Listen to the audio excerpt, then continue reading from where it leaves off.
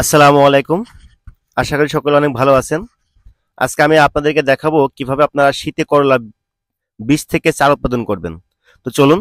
তো দেখতে পারতেছেন আমার সামনে আছে দুর্বার। এটা এয়ার মালিক সিডের একটা জাত।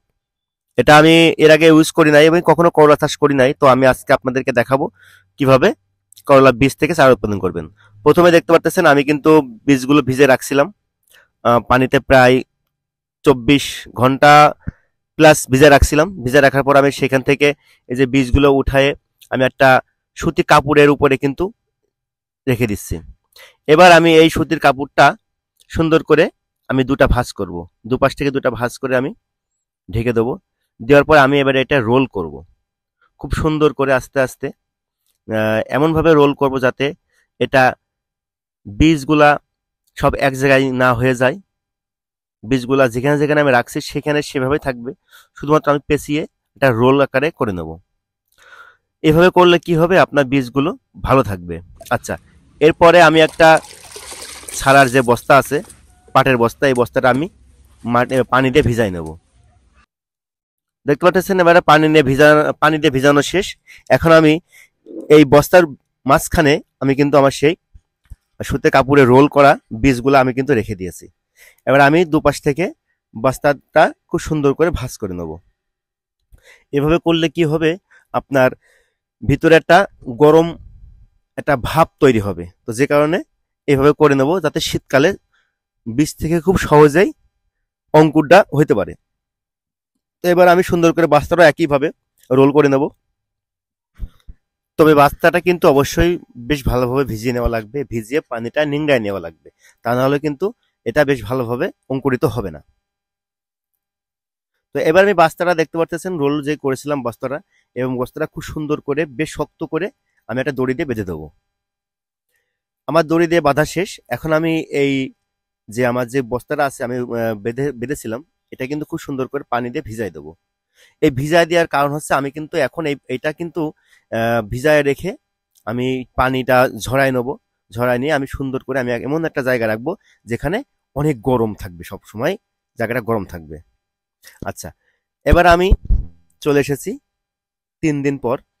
আমি 3 দিন এইভাবে বস্তাটা বান্ধা ছিল আমার এক, মানে এমন একটা জায়গায় রাখছিলাম। আমি মূলত রাখছিলাম একটা ড্রামের ভিতরে, এই যেখানে অনেক বস্তা ছিল বস্তার নিচের ড্রামের ভিতরে, যাতে ওখানে বেশ গরম একটা ভাব তৈরি হয়। তো আজকে আমি 3 দিন পরে আপনাদের সামনে খুলতেছি। তো আপনারা দেখবেন আমার যে করলা বীজগুলো আছে সেগুলো কেমন অঙ্কুরিত হয়েছে। তো আস্তে আস্তে আমি আমার যে সুতির কাপড়টা আছে সেটা আমি সরালাম, খুললাম, এবং দেখুন ভিতরে কিন্তু 70% কিন্তু 70 থেকে 80% আমার কিন্তু বীজ কিন্তু অঙ্কুরিত হয়েছে। তো আমি এখন এখান থেকে আজকের মতো আমি 128 পিস 128 পিস প্রথমে আপনাদেরকে দেখাবো কিভাবে আমি যে সিডলিং ট্রে আছে সেই ট্রেতে আমি বীজগুলো কিভাবে দেব। তো দেখতে পাচ্ছেন এটা হচ্ছে কোকোপিট। আমি এই কোকোপিট যে সিডলিং ট্রে আছে আমি সেই ট্রেতে সুন্দর করে হাত দিয়ে আমি দিয়ে দেবো। এবং অবশ্যই খেয়াল রাখতে হবে যাতে প্রথমে আপনি যখন সিডলিং ট্রেতে কোকোপিট দিবেন, খুব কিন্তু বেশি কিন্তু চাপাচাপি করা যাবে না। মোটামুটি একটু আলতোভাবে উপর দিয়ে হাত দিয়ে সুন্দর করে যে আমি যেভাবে দিতেছি এভাবে দিবেন। দেওয়ার পরে সামনে যে আরো যে একটা সিলিং ট্রে আছে এটা ঠিক একইভাবে সমানভাবে আগে যেই কোকোপিটটা দিয়ে আমি লোড করছিলাম যে সিলিন্ডারটা, তার উপরে রেখে হাত দিয়ে খুব সুন্দর করে চাপ দিয়ে এটা বসাই দেওয়া লাগবে। যেহেতু আমি নিজেই ভিডিও করতেছি এবং নিজেই কাজ করতেছি, সে কারণে আমি কিন্তু এক এক হাত দিয়ে এই চাপ দিয়ে আমি কিন্তু বসাইতেছি।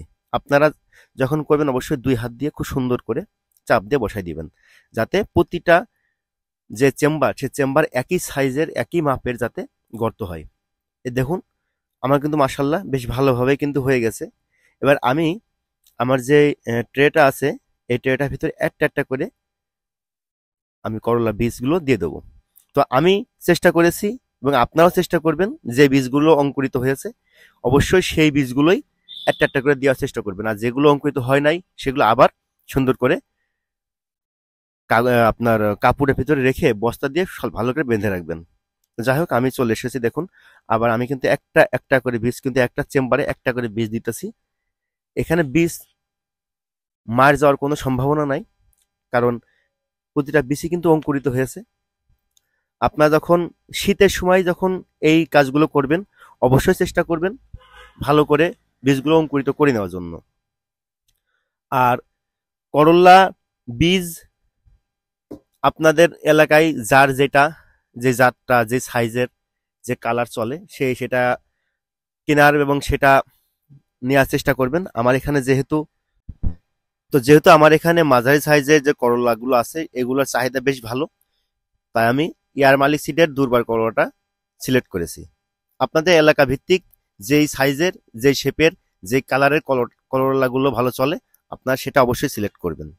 তো দেখতে পাচ্ছেন আমার কিন্তু হয়ে গেছে, আমার কিন্তু ট্রেটা কমপ্লিট হয়ে গেছে। এখন আমি উপর থেকে আবার মাটিটা বীজ দেওয়ার পরে আমি উপরে আবার কোকোপিট দিয়েছি, এবং দেওয়ার পরে আমি সুন্দর করে আবার আরেকটা যে ট্রে আছে আমি সেটা দিয়ে একটু সুন্দর করে উপর থেকে কোকোপিটটা সরাই দিলাম। তো এইভাবে আপনারা বাসায় করতে পারেন, এবং শীতে আপনারা এইভাবে করলা বীজগুলো বের করতে পারেন। তো সব ভালো থাকবেন, আল্লাহ হাফেজ, আসসালামু আলাইকুম, দেখা হবে অন্য কোনো একটা ভিডিওতে।